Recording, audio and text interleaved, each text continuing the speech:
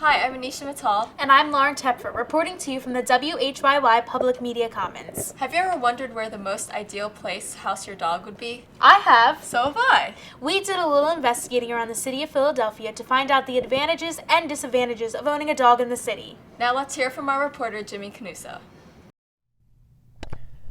Oftentimes, when a child's dog dies, the parents may tell them that it went to a farm, considering that's the ideal place for a dog to live. Like a farm. Somewhere where they can run and not have to be on a leash all the time. Probably on a farm where they have a lot of space. That would probably be a dog's ideal, right? To have lots of other dogs to play with. We investigated the advantages and disadvantages of owning a dog in the city of Philadelphia. Many would think that there is a lot of health risks for the dog and the owner, considering that they live in close quarters and share a lot of household items.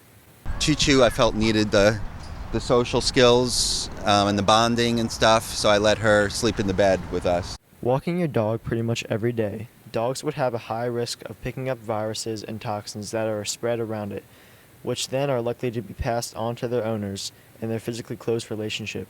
But is the risk of disease in a city as big as the risks in suburban and rural areas? We talked to the director of Animal Behavior Service at Penn Vet. The countryside, the suburbs are really more dangerous from this point of view because there are wild animals. Like in the city, there are not wild animals. So the risk of exposure to rabies, for example, parasites, is lower. So if a dog is safest in a city, would that always be the best place for a dog? Where does a dog adapt to the best? If the owner adopted him to live in the city, it might be good because he can be exposed to all those stimuli that then will be part of his life. If a dog will live in the suburbs or in the countryside and then you move to Center City, Philadelphia, it might have big troubles. Some dogs like to be around other dogs, but some, their owner. Dogs prefer the company of humans to the company of dogs. I think she's a people dog as opposed to a dog. He loves it. I mean, yeah, he gets along with other dogs really well, which is nice. Some dogs are put on leashes and tethers, however, leaving them no choice in the matter. We can decide. You can decide if going to a party, and if you don't like the party, you can always say, okay, I'm leaving. Dogs cannot decide. So we decide for them, and we get all upset when they are not fine. The other important part of a dog's life is how much exercise they get. We usually take him out in the morning, then we drop him off at the dog school, then I come back home from work and pick him up.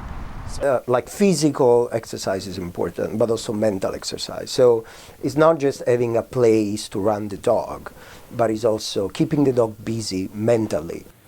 Moving to the city is perhaps the most dramatic movement.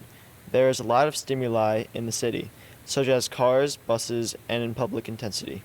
If dogs are not used to all the stimuli, they will have behavior issues. But if they live in the city all their life, they will most likely be more disciplined to it.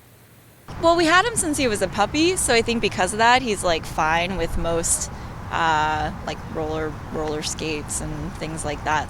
I've seen a lot of people that have just moved to the city from the suburbs and the dogs freak out.